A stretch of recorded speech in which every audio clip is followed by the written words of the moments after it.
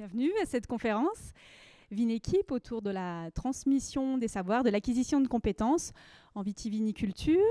Je suis Christine Loga, responsable du pôle installation-transmission à la Chambre d'agriculture de Saône-et-Loire. Et pour cette conférence, j'ai invité à me rejoindre Germain Loctin, qui va se présenter rapidement. La conférence sera organisée en plusieurs temps. On va alterner entre un temps d'échange avec Germain en essayant de s'appuyer sur son expérience, sur son témoignage. Et puis j'ai un petit focus justement sur l'acquisition de compétences pour prendre un petit peu de hauteur et de recul au travers d'une petite vidéo que vous pourrez retrouver sur YouTube.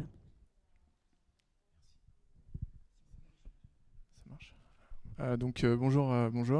Je m'appelle donc Germain Loctin, j'ai 40 ans et je suis dans la viticulture depuis 3-4 ans maintenant suite à une reconversion professionnelle où j'ai fait passer un diplôme à Davaillé et je travaille maintenant sur Fuissé en tant qu'ouvrier viticole tractoriste. Voilà. Ok, super. Ce que j'ai trouvé intéressant dans le profil de Germain, quand je l'ai sollicité, c'est qu'il n'est pas issu du milieu, à ma connaissance. Non. Non, j'ai toujours gravité un petit peu autour du monde du vin, parce que je travaille chez Vignerons Indépendants à Mâcon, donc plutôt du travail administratif, où on s'est rencontrés à cette occasion, et puis et aussi dans la vente de vin, dans un caveau aussi. Enfin, j'ai été sur différents postes, et puis petit à petit, je suis remonté un peu à la source. Et puis en travaillant aujourd'hui sur un domaine. Ouais. Parce que c'est vrai qu'un fils de vigneron, assez spontanément, il va acquérir un certain nombre de compétences en accompagnant ses parents à la taille, peut-être sur l'ensemble des activités liées à la production de raisins, liées à la vinification, liées à la commercialisation. Il va peut-être accompagner ses parents sur des salons. C'est des compétences qui s'acquièrent, mais presque de manière inconsciente. Ce qui fait que le jour où il rejoint le domaine familial en tant que salarié ou en tant qu'associé, les compétences sont au rendez-vous. En plus, généralement, c'est des profils qui cherchent à acquérir de l'expérience aussi en dehors du domaine, qui partent bien volontiers à l'étranger, se former, découvrir de nouveaux horizons, maîtriser l'anglais. Et effectivement, toutes ces étapes-là, Germain, tu les as pas fait dans ton enfance ni dans ta jeunesse. Non. Alors moi, j'ai fait, en fait, c'est un peu le chemin inverse parce que j'avais des compétences sur tout ce qui était informatique, sur les documents d'accompagnement, de marchandises, des choses que je faisais au Vignerons Indépendants pour aider les viticulteurs sur la partie juridique, sur les rendements, toutes ces choses-là, les DRM, les stocks, enfin toute cette partie administrative. L'anglais, je l'ai fait aussi dans un travail précédent parce que j'ai un BTS tourisme, donc je faisais du guidage en Angleterre, donc j'avais aussi ce bagage-là. Et puis la partie un petit peu commercialisation-vente, je l'ai aussi acquise donc en vendant du vin. Et en fait, finalement, il me manquait que ce côté technique à la vigne. Là où j'ai fait cette formation pour intégrer un domaine. Mais toutes les autres compétences, je les avais acquis par différents biais, en fait, par d'autres voies. Donc ça s'est complété et aujourd'hui, j'ai un profil assez complet sur tout ça. Ouais. La formation BPREA ou BPREA, ouais. CFPA de Davaillé, elle date Ouais. de quand ? De 2021-2022. Ok, donc le cru 2022. Ouais. En rentrant en formation, quelle était la marche qui te semblait la plus haute pour être un bon ouvrier viticole, de ton point de vue ? En fait, on avait le choix entre soit un BTS, soit un BP. Et moi, le but, c'était déjà que ça soit rapide. Il fallait aussi être conscient de son bagage scolaire. Moi, je viens plutôt du littéraire. Donc, le BTS, il y a beaucoup de maths, de chimie. Donc, j'avais pas envie de partir là-dedans. Le BP a un côté plus manuel, plus adapté, je pense, pour être ouvrier. Et puis après, le but, c'était d'acquérir la technicité aussi par l'expérience sur un domaine. Donc, j'avais pas besoin d'aller trop loin. Mais après, le bagage technique, plus on en a, mieux c'est. Mais pour moi, c'était plus le BP dont j'avais besoin. Ouais. Donc BP, brevet professionnel pour être responsable d'exploitation agricole, viticole. Ouais, voilà, formation adulte. Si je fais appel à tes souvenirs, la première fois que tu as été dans la vigne pour faire de la taille, est-ce que tu t'en souviens? Est-ce que tu peux nous dire comment ça s'est passé? En fait, moi, pour avoir tout le temps travaillé dans des plutôt bureaux, c'est vrai que la première fois qu'on se dit on va travailler Édouard, le matin on se dit c'est vraiment nouveau, quoi. C'est un sentiment assez particulier. Et puis puis on est tout perdu, ouais. Donc c'est ton maître de stage qui t'a montré, qui t'a expliqué comment ça s'est passé beaucoup, ouais. Concrètement la première fois, le premier jour. Premier jour, ouais. Puis, dans les rangs, vous êtes passés ensemble, il t'a montré, t'as fait un peu. Ouais, beaucoup, ouais. Et puis en fait, il faut poser des questions à chaque pied, quoi. Et c'est très différent de l'école, on se dit qu'on va savoir. Chaque pied est différent, donc au début on demande tous les pieds, après on demande tous les 3 pieds, après tous les 6 pieds. Et puis quand tu demandes, ça veut dire qu'est-ce que tu demandes? Qu'est-ce que je demande? Ouais. Est-ce que je fais bien? Comment faut faire? Si on commence à parler de taille, savoir pourquoi on fait comme ça, pourquoi on fait pas comme dans le livre. Et puis on pense à l'année d'après, à 2 ans après, sur la formation du pied, sur plein de choses. Et puis après, il y a aussi un style qui se fait petit à petit, sa propre façon de tailler, ses propres choix. Donc au début c'est un guidage et puis après on fait son chemin aussi. Mais je pense que l'important c'est en fait le milieu viticole là. Je pense qu'aujourd'hui on engage surtout un savoir-être, donc et ça passe par beaucoup d'observations et poser beaucoup de questions tout le temps en fait sur pourquoi la personne elle fait comme ça, et de se dire que même si c'est pas ce qu'on a vu dans le livre, en fait il y a une raison, et c'est parce que lui il a vu son père, son grand-père faire comme ça, qu'il a fait ses choix, et il faut tout le temps poser des questions, tout le temps. Alors si j'éclaire avec un petit peu de recul, ce qui est intéressant, c'est que tu nous expliques qu'il y a le savoir théorique, les connaissances qu'on apprend dans les livres, que tu avais peut-être lu, que tu as peut-être appris aussi en formation au CFPPA, et c'est important de le corréler à la pratique, et effectivement de chercher à comprendre qu'est-ce qu'on fait, pourquoi on le fait, d'avoir les clés de compréhension aussi. C'est vrai que la vigne, c'est du long terme, donc de pouvoir anticiper au niveau de la technique, ce qui se fait aujourd'hui aura un impact et des répercussions les années suivantes. Et puis ce qui est intéressant aussi dans le témoignage que tu nous apportes, c'est qu'il y a un moment où il y a un déclic qui se fait. Donc l'adulte a besoin de comprendre pour que l'apprentissage réussisse, mais il a besoin d'un déclic aussi. C'est-à-dire qu'au départ, tu dis la première journée, c'est un peu particulier. On arrive, on ne sait pas trop comment ça va se passer. C'est ce qu'on appelle en fait être inconsciemment incompétent. Ouais, non mais c'est ça, ouais. En fait, on ne sait pas qu'on ne sait pas. Enfin, si, tu t'en rends compte quand tu prends le sécateur, que tu te dis, bon, comment je vais m'y prendre? Ouais, si on veut avancer, il faut savoir, comme tu dis, qu'on est incompétent. Et moi, tous les jours, je me dis en fait que... faut jamais avoir de certitude, en fait.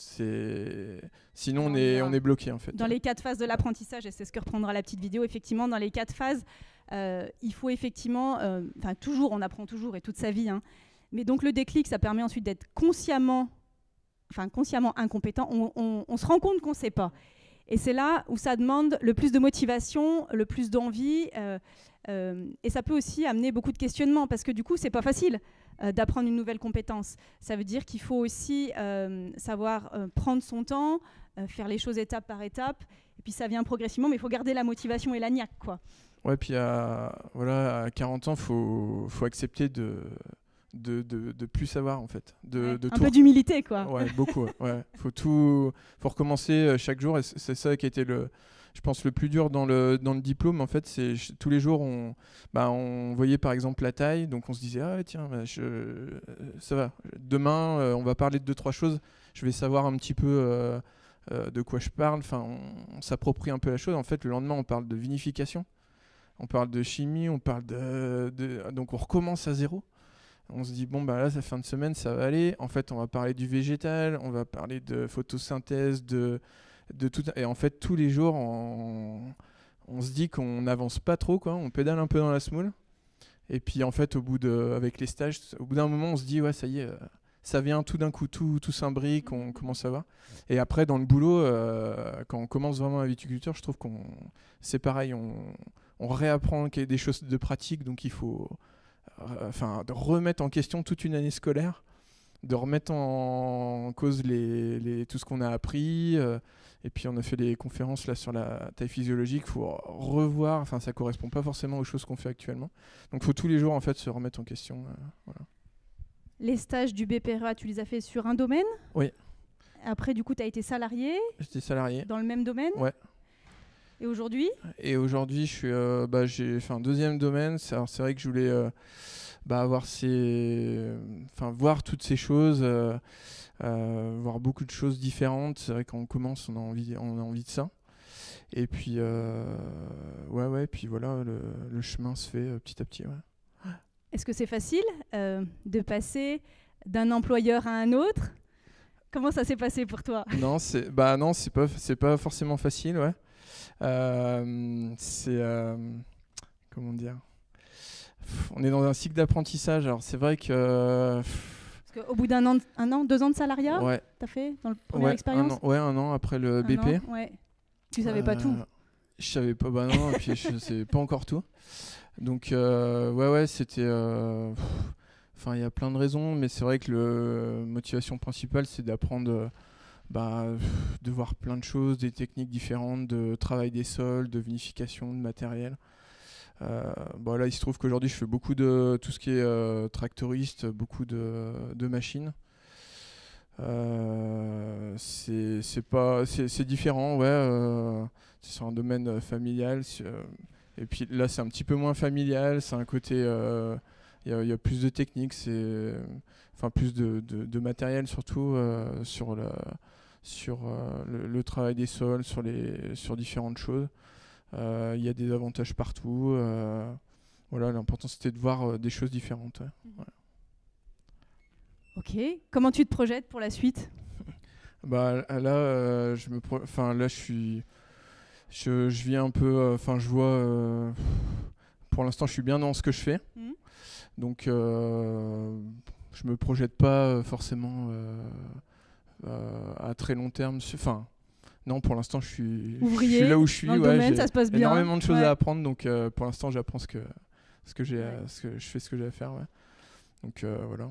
Ouais, effectivement, en viticulture, en agriculture de manière générale, on compte plusieurs années, effectivement, pour maîtriser l'ensemble des tâches, l'ensemble des compétences. On est sur un métier qui est quand même, qui demande quand même un grand domaine de compétences, que ce soit à la fois lié à la production, à la vinification, à la commercialisation, aux aspects peut-être plus administratifs. Alors c'est effectivement, dans ton parcours, c'est sans doute un parcours qui est un peu différent de ce qu'on peut voir d'habitude, mais où cet aspect-là a été géré en amont, a été déjà appréhendé en amont. Et puis il y a un aspect relationnel aussi qui est hyper important.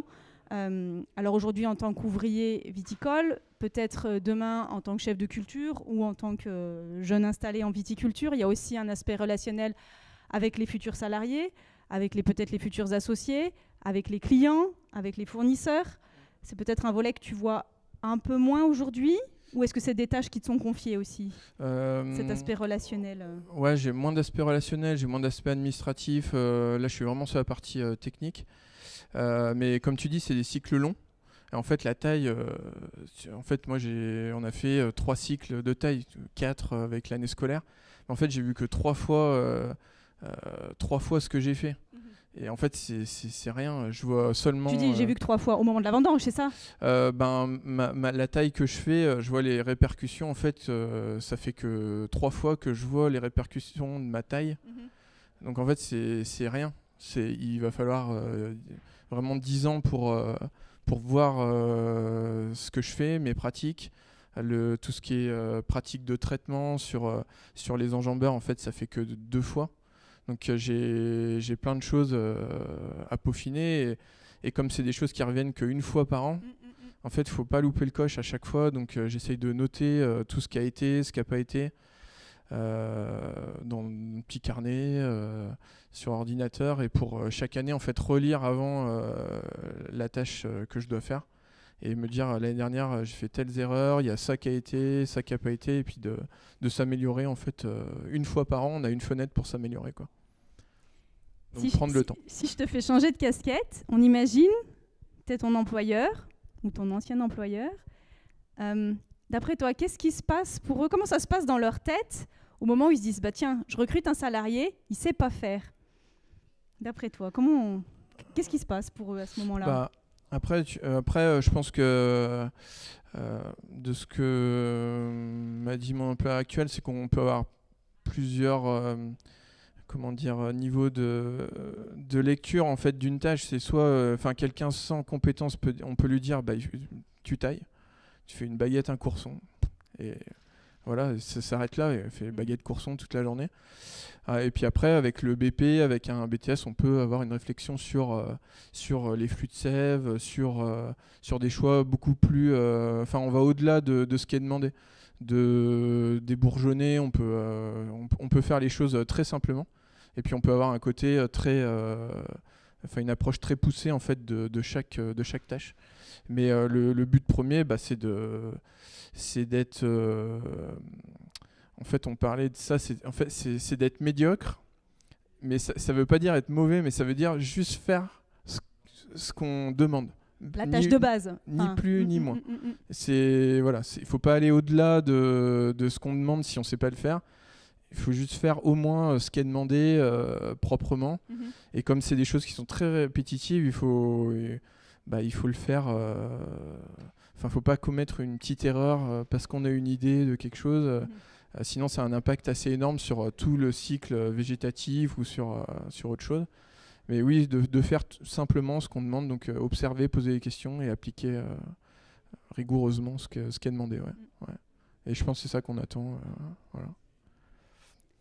Ok, alors, parmi les observateurs participants à la conférence, est-ce que vous auriez des questions ou un regard par rapport au témoignage qui nous est apporté? Quand il nous dit il faut 10 ans, je crois que vous avez dit que vous étiez au niveau des compagnons, il faut 10 ans pour être formé à un métier. Je ne sais pas si je vous passe le micro. Ou... Enchanté, Léon de Pellissier. Du coup, je suis compagnon vigneron. Et ça fait 7 ans que je travaille pour des vignerons partout en France. Et après, ça dépend vraiment des qualifications qu'on cherche. Si on cherche à prendre en main de A à Z un vignoble, effectivement, ça peut être relativement compliqué. Ça peut prendre plus d'années. Et après, d'être vraiment caractéristique et de savoir vraiment faire une tâche précise, ça dépend de quelle tâche. Parce que la taille, je pense que qu'on soit en Provence ou en Bourgogne, c'est pas la même. Et en Alsace, c'est pas la même non plus. En Champagne, c'est pas la même. Donc en fait, on revient toujours au même point où chaque année, il faut qu'on se remette en question. Comme on l'avait dit un peu plus tôt, il faut tout réapprendre. On garde les bases dans la tête, mais quand on change de patron, il faut qu'on reparte à zéro et qu'on soit prêt à connaître nos défauts. Mais une dizaine d'années, ça me paraît pas être une bêtise. C'est moins de 4 ou 5 années, ça serait une folie. Voilà. Ok, merci. Peut-être au travers de vos clients également. Je sais qu'il y a une représentante d'un centre comptable qui accompagne les viticulteurs. Est-ce que vous voyez pareil dans leur discours quand ils ont peut-être des salariés ou leurs enfants qui veulent arriver sur le domaine? Est-ce que c'est quelque chose qui prend du temps de les accompagner à monter en compétences? Comment est-ce que vous appréhendez les choses au travers de l'accompagnement de vos clients? Alors oui, effectivement. Alors, il est certain que moi je ne vais pas dans les vignes. C'est vraiment ce que me racontent mes clients viticulteurs qui me donnent cette expérience. Mais on voit bien que c'est une expérience qui est très longue à acquérir. Quand effectivement les enfants, vous dites qu'il y a des compétences qui sont un peu acquises au fil du temps lorsque les enfants veulent reprendre le domaine, c'est vrai. Mais c'est pas comme la pratique. Il y a souvent des phases quand même comment dire, de passation qui sont très longues entre les enfants les parents et les enfants. Et même dans le cadre d'embauche, dans la plupart des domaines que j'ai, il y a toujours aussi une passation qui est longue avec les anciens. Ils anticipent, par exemple, des départs en retraite, ils sont souvent quand même très anticipés pour pouvoir permettre une continuité du travail des vignes. Ouais. Merci. J'ai la voix qui porte, mais dans le même sujet, ça peut aussi être un défaut. L'enfant qui va reprendre le domaine de son parent va appréhender, il va calquer ce qu'il a vu sur son parent. On voit qu'on a des temps qui changent, une façon de faire qui est complètement différente, et ça, il faut l'adapter. Et c'est encore des connaissances nouvelles, même si on a acquis quelque chose d'historique qu'on a vu et revu. Heureusement qu'il y a des formations qui sont là pour ça aussi, pour se mettre à jour et voilà, et continuer à développer, mais dans la marche actuelle. Effectivement, toujours cette prise de recul qui est nécessaire pour effectivement adapter ses choix au contexte. C'est jamais fini. C'est jamais fini. L'apprentissage n'est jamais terminé. Et puis un travail avec le vivement, dans un contexte de changement climatique, dans un contexte commercial qui n'est pas simple non plus actuellement. Enfin, il y a peut-être eu d'autres conférences à ce sujet, mais c'est vrai que ça demande aussi des compétences d'adaptation fortes, hein, de s'installer ou de travailler en viticulture. Ok, peut-être pour conclure, je vous montre la petite vidéo, puis ça permettra de voir aussi, selon ce que Germain a pu nous témoigner, de voir effectivement, il y a des phases d'apprentissage où il va être plus ou moins avancé. Merci à tous.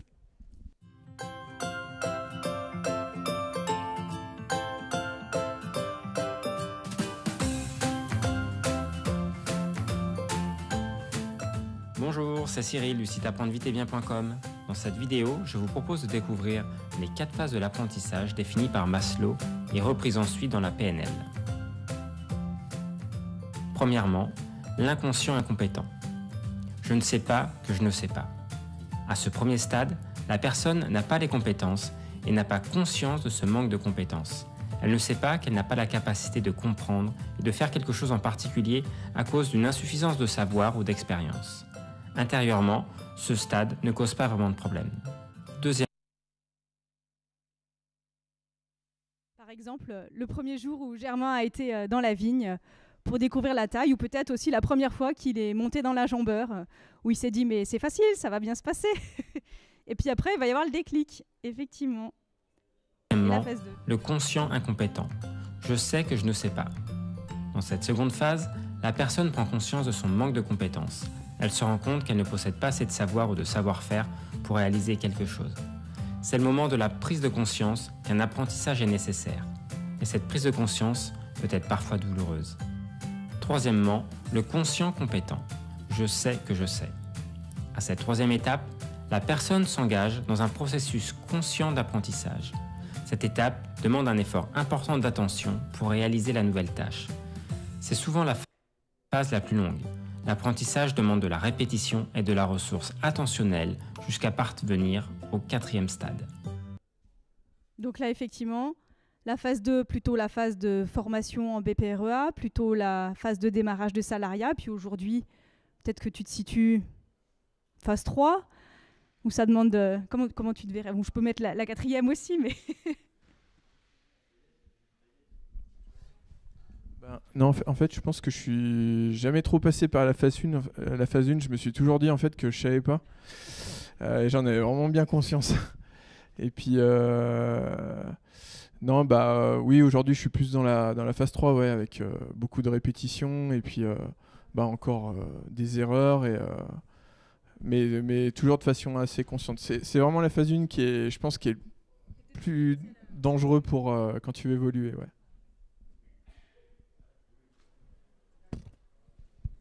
Et la dernière. L'inconscient compétent.